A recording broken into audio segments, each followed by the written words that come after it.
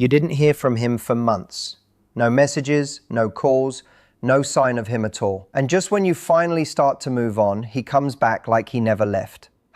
And now you're left questioning everything you thought you had finally understood. Welcome to Decode His Mind, where we break down the hidden psychology behind love, silence, and emotional behavior in relationships. In today's topic, we're exploring what it really means when someone comes back after months of silence and the deep psychological reasons behind their return that most people never understand. Stay with this, because what you're about to understand can completely change how you interpret moments like this. What you're feeling right now is not weakness. It is not proof that you haven't moved on or healed enough. It is your nervous system responding to a deep emotional imprint, a bond that was real, that meant something, and that was never fully closed. Psychology tells us that when a genuine emotional connection forms, the brain does not simply delete it when communication stops. That connection doesn't just vanish. It stays stored in your nervous system, in your emotional memory, even in your body's reactions. That's why certain memories can suddenly come back without warning, as if they were never gone. So now that he has reached out again, everything you thought you had buried quietly is suddenly active again. Old emotions, unanswered questions, unfinished feelings. This is not confusion. This is how attachment works on a biological level. And before you respond, before you decide what this means, before you open or close that door again, you deserve to understand what is actually happening here. Not what fear is telling you, not what hope is trying to create, but what psychology actually explains. The first reason is one of the most uncomfortable truths in relationships. When he walked away and went silent, he created a version of the future in his mind where leaving seemed easier. He may have believed that distance would feel freeing, that life without you would feel simpler, lighter, better. For a while, that story might have even convinced him, but real life doesn't always match imagined relief. Over time, reality starts breaking that illusion. The new experiences he has don't feel the way he expected. The conversations don't carry the same depth. The emotional ease he thought he would find doesn't fully arrive. Psychology calls this the contrast effect. When someone leaves a meaningful emotional bond, their mind automatically compares every new experience to what they had before. Every new person is unconsciously measured against your presence. Every new connection is weighed against the emotional depth you once created.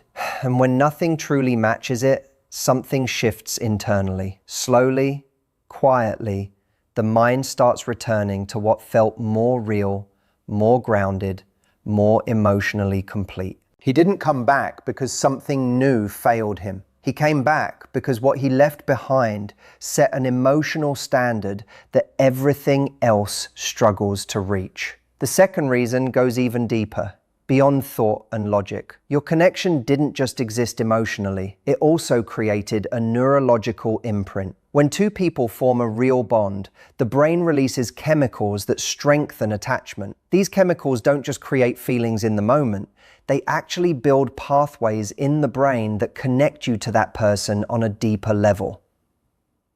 And those pathways don't disappear just because silence happens. They stay there, quietly active, waiting for something to trigger them again. It can be a sound, a memory, a place, a certain feeling in an ordinary moment. Something small suddenly brings everything back without warning. That's why he might think of you at unexpected times, why certain moments feel heavier than they should, why your memory doesn't just fade the way casual connections do. Months of silence don't erase what the nervous system has already recognized as significant. They only pause it. So when those feelings come back, it doesn't feel like a decision. It feels like a pull, something instinctive, something his body remembers even before his mind can explain it. The third reason is perhaps the most quietly painful truth in all of this. He has finally understood what losing you actually means. There is a clarity that only comes when someone is truly gone from your daily life. At first, Absence feels like space, like freedom, like possibility. But over time, that space starts revealing what was actually there. He begins to notice the difference between distraction and connection, between temporary attention and real emotional presence, between noise and meaning. And slowly it becomes clear that what he walked away from wasn't just a person he could replace easily. It was a feeling, a stability, a kind of emotional grounding that doesn't show up often in life. That realization doesn't come all at once. It builds quietly, in moments he doesn't always talk about, until eventually it leads him back to the thought of you. Not always because he is ready, not always because things will change, but because absence finally showed him the value of what he had. Not the absence of arguments, not the absence of tension, but the absence of you, your presence. Your warmth. The way you listened without rushing to judge. The way you understood him in a way he didn't even understand himself sometimes. Not the version he polished for the world, but the real one underneath it all. The uncertain, imperfect, honest version. Men who come back after long silence often go through something psychologists describe as emotional substitution failure. It's the quiet realization that what one specific person gave them cannot actually be replicated or replaced somewhere else. Maybe he tried in new connections that felt exciting at first but slowly lost their depth, in distractions that kept his mind busy but never truly filled the space, in convincing himself day after day that he was okay without it. But eventually something becomes clear. What you gave wasn't generic. It wasn't something he could just find again with someone else. It was tied to who you are, the way you show up, the emotional quality of your presence, the way you made him feel seen in a way that felt rare and real. And the grief that comes with realizing something was more valuable than you treated it at the time is powerful. It doesn't arrive gently. It lands heavily. That weight is often what brings him back. Not lightly, not casually, but with the awareness of what that silence actually cost. The fourth reason isn't about what happened between you, but about what never got resolved. The conversations that were left unfinished, the words that stayed stuck inside, the emotions that were never fully expressed. Psychology tells us that when emotional experiences don't reach closure, they don't simply disappear. They remain active in the background of the mind. Therapists often refer to this as unfinished emotional business, where unresolved moments continue to carry emotional weight long after the situation ends. For him, that might be an apology he never gave, things he understood but never expressed, moments where he chose distance instead of honesty and has carried the quiet impact of that choice ever since. Over time, that kind of emotional incompleteness doesn't fade. It builds quietly, constantly, until it becomes something he can't fully ignore anymore. So when he reaches out again after all this time, it's not always just about you. Sometimes it's his own mind searching for resolution, a need to close what was left open. But that responsibility is his, not yours.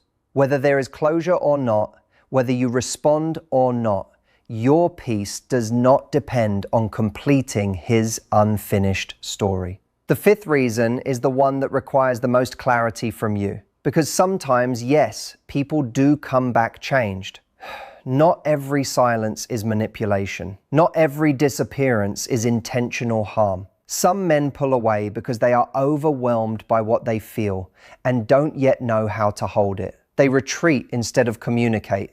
They distance themselves instead of staying present in discomfort. And sometimes distance becomes the thing that forces reflection in a way closeness never did. Alone, without distraction, without avoidance, a person is confronted with their own choices, their own emotional patterns, and the consequences of what they avoided. Real growth rarely happens in comfort. It happens in awareness, in discomfort, in the quiet space where avoidance no longer works. So if his return feels different, more grounded, more accountable, less confused, then it is worth noticing. Not because you owe him access to you again, but because you owe yourself the clarity to see what is real and what is repetition. But here is what must stay clear no matter what happens. His return is not proof that you needed him.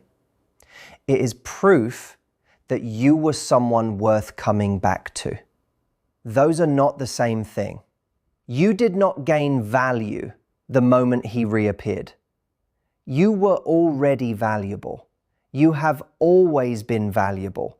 His silence was never a measurement of your worth. It reflected his capacity, his emotional readiness, his ability to stay present, not your enoughness. You were never the problem in a story like this. Loving deeply, openly, and fully without holding back is not a mistake. It is not something you need to question or shrink. It is rare. And rarity is only fully understood when it is no longer present. That is what absence teaches people. That is what distance reveals. And because of that, you don't have to accept someone back just because they finally understood what they lost. You don't have to become available just because they became aware. You deserve consistency, not disappearance and return. You deserve presence without silence in between. You deserve to be chosen clearly, not revisited after uncertainty. So whatever you decide next, let it come from that place, not from confusion, not from old attachment, but from a steady understanding of your own worth. Because the right connection doesn't make you question where you stand. It makes you certain you were never meant to wonder at all. When someone returns after a long silence, what makes it so emotionally intense is not just the reappearance itself, but what it reactivates inside you. The mind doesn't treat unfinished emotional experiences like past events. It treats them like incomplete loops. So even if time has passed, a part of your emotional system still holds the connection in a suspended state, waiting for resolution. That's why a simple message can feel bigger than it logically should. It's not just communication, it's reactivation. Your brain quickly pulls up the emotional memory of who that person was to you, what they represented, and what was never fully resolved. This is also why people often feel a sudden mix of calm, anxiety, hope, and confusion all at once. Different emotional systems are being triggered simultaneously. Another important layer is how the brain stores attachment.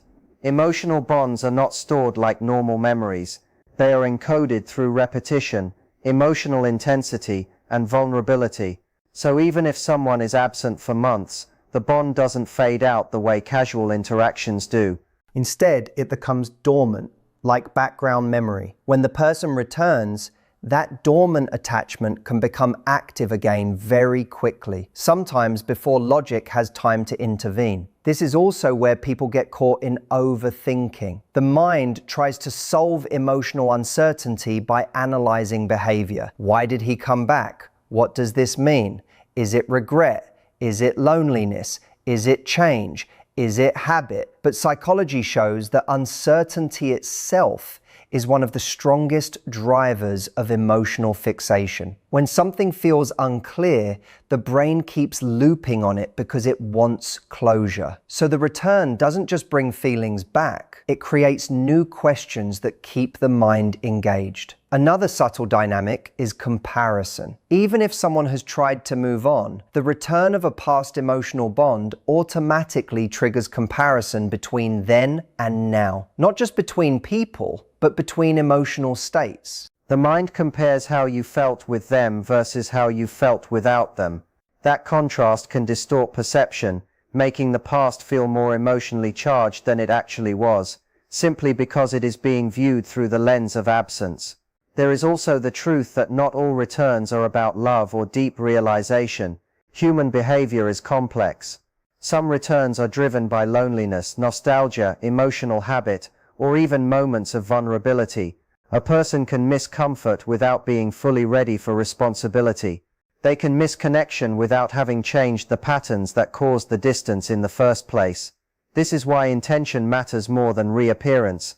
At the same time, it is also true that people do sometimes gain clarity in silence. Distance can strip away emotional noise and force reflection. When distractions fade, what remains is often the emotional imprint of what actually mattered. But clarity alone is not transformation. Understanding something is not the same as being able to show up differently for it. That distinction is where many situations repeat themselves. For the person receiving the return, the most important internal shift is moving from emotional reaction to observation. Instead of asking what this means about you, it becomes more useful to observe patterns over declarations, consistency over words, behavior over emotion, presence over reappearance. Because anyone can return once. What matters is what they do after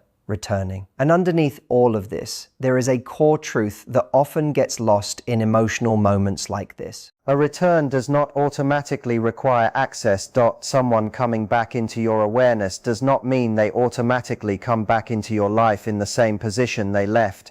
You are allowed to pause, you are allowed to observe, you are allowed to take time before responding emotionally. The real shift happens when you stop interpreting their return as a signal about your worth and start seeing it as information about their state. It tells you something about timing, emotional readiness, and unresolved internal space, but it does not define your value or your direction. And when you remove the emotional noise, what remains is simple. You are not trying to decide whether you are enough. You are deciding whether what is being offered now aligns with your peace, your consistency, and your emotional stability. In the end, when someone comes back after months of silence, it doesn't automatically mean destiny, and it doesn't automatically mean closure either. It simply means something unresolved has resurfaced. What matters most is not the return itself, but what it brings into your life now. Clarity or confusion, consistency or repetition, peace or emotional disturbance. Because real connection is never proven by disappearing and returning. It is proven by showing up steadily without leaving space for doubt. So instead of asking why they came back, the deeper question becomes whether their return adds stability to your life or reopens old wounds you already worked hard to heal. Your value was never defined by their absence or their reappearance. It has always been constant. And the strongest decision you can make is not based on emotion in the moment, but on whether what is in front of you now truly matches the peace you have built while they were gone. If this video helped you understand things more clearly, don't forget to like, subscribe, and hit the bell icon on Decode His Mind so you never miss a new insight. And if this message resonated with you, comment clarity below. I'd love to know you're part of this journey.